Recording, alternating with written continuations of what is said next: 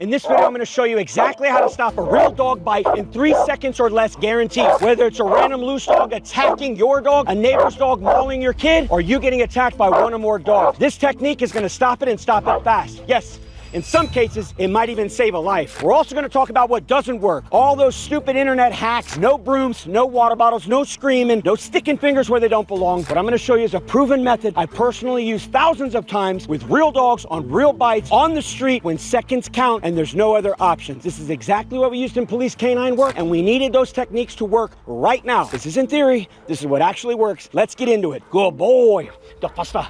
Folks, before we get started, I want to let you know the first time we put this video up, it was actually the most viral video we've ever had on YouTube. And within 2 days, YouTube took it down. Now, why did they do that? I guess they're saying it was a little too extreme for some of you soft, sensitive folks. So we're putting it back up for a round 2. So what am I trying to tell you? Watch it while it's hot. Watch it before YouTube takes it down once again.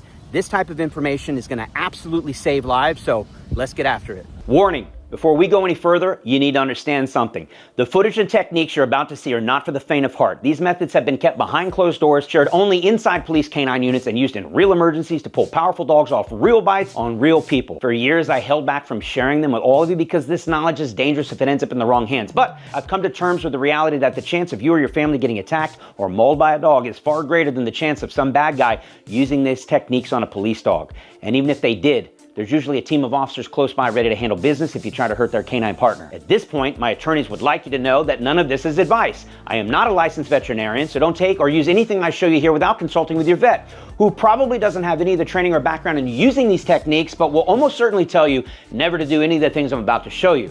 I'm simply showing you exactly how I would take a dog off a bite in an emergency. We take no responsibility if you do something dumb and get bit trying to play hero. Either way, we're going to show you 3 techniques that are guaranteed to work, and if you stick around to the end, we'll reveal a secret technique that even most canine handlers don't know how to use. First thing I want to talk about is why this even matters. Look, every time I open my phone, there's another video. Kid getting mauled in their own backyard, a dog getting ripped to pieces on the sidewalk, another attack that seems to go on for minutes and minutes while people are panicking, screaming, crying, or worse, frozen in fear, completely helpless. And no matter what they do, they can't seem to get the dogs to let go. In the aftermath, people screaming and crying, dogs bleeding out, permanent physical disfigurement, and lifelong mental trauma, and sometimes the lives of either a dog or a human getting destroyed in seconds. And here's the brutal truth. Most of it could have been stopped if someone actually knew what the hell to do. But they didn't, because nobody really teaches this stuff. Not in high school, not in puppy class, not in obedience training, not on TikTok, and definitely not from some of those positive-only treat fairies who say, well, if you just ignore the bad behavior, maybe it'll go away on its own. That's why this matters to me, because when it's your kid, when it's your dog getting shredded, you don't get to hit the pause button and ask Google, how do I break up a dog fight?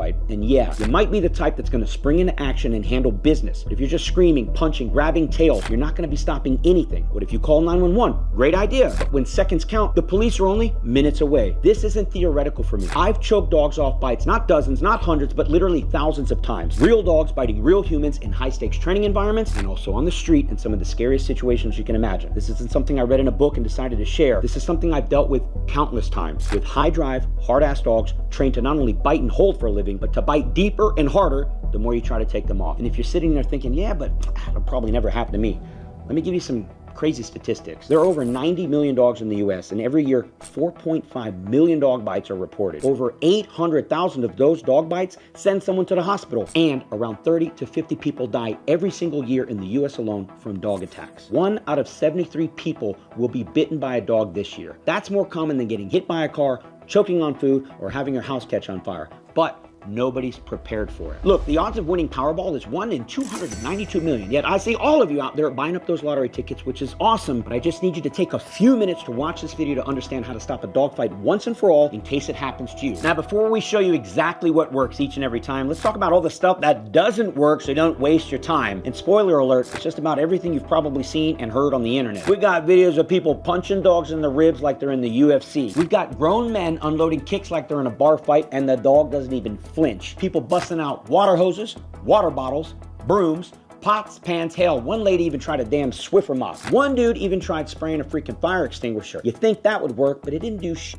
And then there's the dark side. A long time ago, in a forum not so far away, a tale was told that the secret to stopping a dog fight was to shove a finger up its ass. And like a Jedi mind trick gone horribly wrong, people actually believed it. Stick your finger in his business. If one finger doesn't work, use two. And if two doesn't work, use three. A fist a day will keep the vet away. I mean... Now, this brings us to a recent case of a young man, God bless him, who attempts the maneuver. Not once, but twice.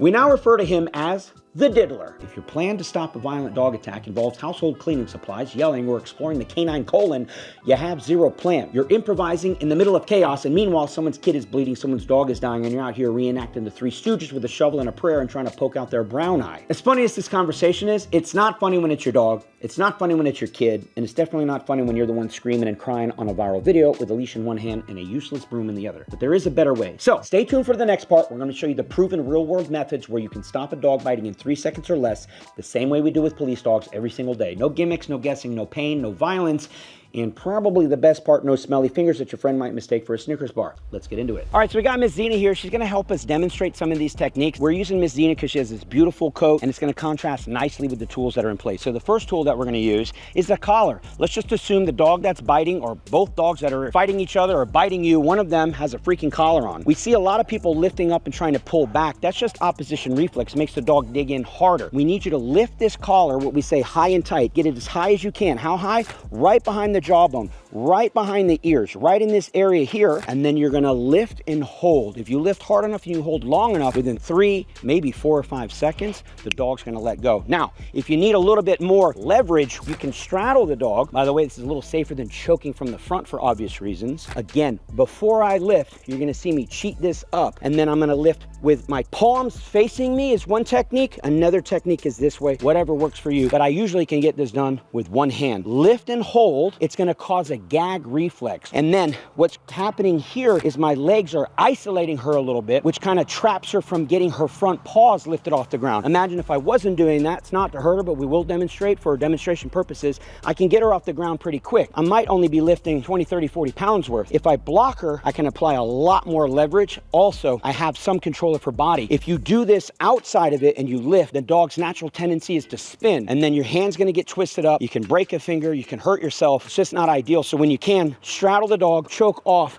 and then back away. That's technique number 1, absolutely guaranteed to work. But wait, Garrett, what if they don't have a collar on? Step 2 coming up. Have you been scammed by a so-called dog trainer who promised results but left you with nothing but a lighter wallet and a leash full of hope? Were you told food would fix everything, but now your dog only listens when you wave a ribeye in their face? You may be entitled to actual training. At Thanos & Thanos, attorneys at Paw, we fight for those left behind by the positive-only promise. Our nationwide team of trainers isn't here to hope your dog gets better. We're here to make it happen. All trainers are not created equal. Some bark, we bite. Subscribe now to see what real training looks like, and consult our next video to avoid falling victim to the feel-good frauds. Thanos & Thanos, for the dogs. All right, technique number 2. If there's no collar in play, our hope is that there's at least a leash in play. You can unhook that leash from the god-awful harness that probably got you in the fight to begin with, or you can unhook it from the dog that's getting attacked and means no harm, and get it ready to be deployed on the dog that's biting. Now, you're not gonna go over the head, because it's biting something. So the only way you can do it is to come in underneath, okay? Get that loop of the leash right here where you need it, put the other part of the leash through, and again, we're looking for, guess what? High and tight. So as high as you can get it, I would take the extra second or 2 to get it high, and then lift, baby. How do you lift? Same concept. If you can straddle, straddle, and you're gonna lift with 2 hands. Don't do this, silly boys and girls. You'll hurt your shoulder. You wanna be low right here. Lifting, up you go. Now be careful, the dogs will spin and try to bite whatever's choking them, but you're gonna lift and get out the hell out of the way and continue to use that leash to get them separated from whatever it was they were biting. We're gonna get in a little deeper here in a minute and talk about what if you have a really, really vicious, out of control dog. This will get them off, but how do we keep them from biting again and biting again and biting again? We'll cover that in a moment. Now, before we show you methods 3 and 4, some of you might already be typing in the comment section, what about the wheelbarrow technique? I'm aware of it. I've used it in the past once, actually, when 2 dogs were getting into it. It doesn't actually break up the dog fight. It just kind of separates them when they're all tangled up and you don't even know which is up and which is down, so that you can get in there and perform the techniques that I'm showing you. So the reason I'm not even gonna demonstrate the wheelbarrow technique to you is even if I did it in a slow speed environment just to demonstrate it, very high chance that I could cause not only pain and discomfort, but I can actually stretch something, break something, pull something out of socket, cause permanent injury to Ms. Zena here, and not even doing it full speed. Now, if you do it full speed, pretty much guaranteed you're gonna rip something, tear something, hurt something, which again, in the middle of a dogfight, if that's what you need to do and to save somebody, you do what you gotta do. But I've also seen where the wheelbarrow technique does absolutely nothing to get the dog to let go. It just kind of stretches them out. I don't recommend the wheelbarrow technique. I would just skip that technique and go to something that's guaranteed to work. Let's get back to part 3 and part 4 to show you again 2 more techniques that will absolutely work. All right, the next technique is if you find yourself without a leash, without a collar, we have basically what's called a naked dog. While that dog is biting, you're gonna go for basically a rear naked choke. How effective is it? Ask the man, the myth, the legend himself, Mr. Conor McGregor, who got taken out right away with Nate Diaz. When this maneuver is done correctly, once again, 2, 3, 4 seconds and the dog is tapping. What's the dog version of a tap out?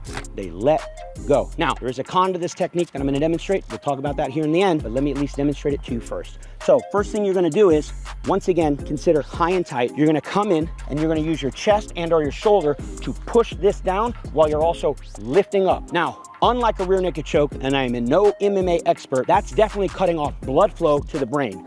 This is more of an air choke, and the reason being, I'm not wrapping fully and trying to put pressure left and right, though that is effective. I'm actually using the blade here of my forearm, this inner part here, high, and I'm lifting with this hand straight back to once again cut off, almost simulate what we're doing with the leash. Look where my face is. Very dangerous place to be.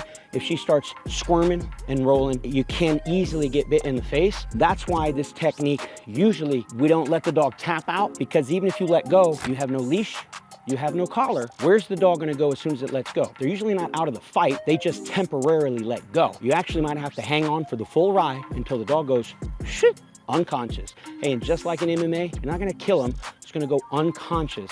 And obviously at that point, you might wanna let go and then get the hell out of Dodge, or get that dog in a car, over a fence, locked up in a cage crate, whatever you gotta do. Take advantage of that short moment in time while the dog is in La La Land. All right, stay tuned for part 4. The final technique we saved to the end because it is the most powerful, it is the quickest, it's the most effective, it's also the most dangerous. It's just a straight up hand choke. Let me show you how it works. Like with everything, high. There's like a 45-degree angle here where her jaw meets her neck. What we're not gonna do is crush the trachea. What we're not gonna do is do it low like on the Adam's apple. Well, I ain't doing that. We need to be high and tight. In fact, I suggest when we teach other canine handlers how to do this, by the way, this is the first thing we teach a canine handler on day 1 when they bring their police dog home, because many, many times it's happened where we give them a dog that knows how to bite, it goes home, handler has no idea what they're doing, the dog bites them, bites their kid, bites the neighbor's dog, all kinds of pandemonium happens. So the first thing we actually teach, we put the dog on a bite and we show them how to execute this technique until they get it right.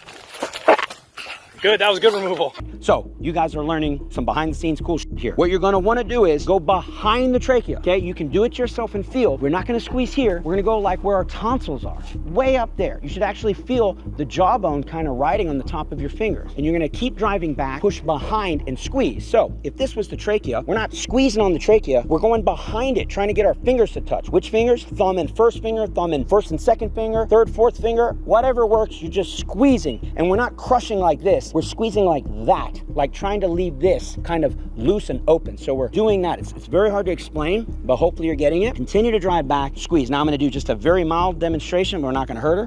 Whoop, just did it. Doesn't even bother her. Now what this does, doesn't really cut off air or blood flow to the brain. It just causes a gag reflex. If you do this wrong, you can crush a trachea, you can kill a dog. So you wanna be very careful. By the time you gotta deploy this technique, chances are, again, there's no collar, there's no leash, things are out of control. If you do this and they come off, which is in about 3 seconds or less, now what? How do you maintain control of the dog? So in rare circumstances when we have to do this and there's no equipment on a dog, we might have to continue to deploy this maneuver and use it as a choke so that air and blood flow to the brain ceases. So 20, 30 seconds later, if you have to hold this technique, a dog that's trying to just murder everyone in its path, you might have to do this until the dog goes out. Not kill it, just like in MMA, those athletes get choked out all the time. They don't die, they just kind of go unconscious for about 10, 30 seconds, just enough for you to get away. And trust me, when the dog wakes up, they're in La La Land. The last thing they want to do is fight or bite anyone. So we have done that in the past with police dogs that have absolutely tried to murder their own handler or anybody in their path. It's a technique that even some police agencies use literally all day, every today. It's called the tactile removal. Yes, of course, we're supposed to have a verbal out. In a perfect world, the dog responds to the verbal out. And then there's real life, where the e-collar doesn't work, the dog's not listening to you, gunshots are ringing out, and you need to get that dog off right now. This is the technique we go to, and now you know it. When it works, which it will, post in the comments below what technique you used, how it worked. Don't get bit. Don't go out there and start this. I'm saying this for emergencies only. And again, I'm not even telling you to do it. I'm saying if you happen to do it, let us know. Let us know where you're from. Let us know all the incidents of detail, because it's going to save some lives. It's going to break up some dog fights really quickly. And I'm just happy to be able to share it with you. So thank you so much for making it to this part. Make sure to like, share, subscribe, and do me another favor. Send this to some friends. Send it to your family members so everybody knows what to do in the case of an emergency. If you have kids, or you have another dog, or you walk in a place where there are dogs, know this technique, share it with others. And big thank you to Ms. Zena, big thank you to my crew here today. They did a wonderful job. And we'll see you on the next one.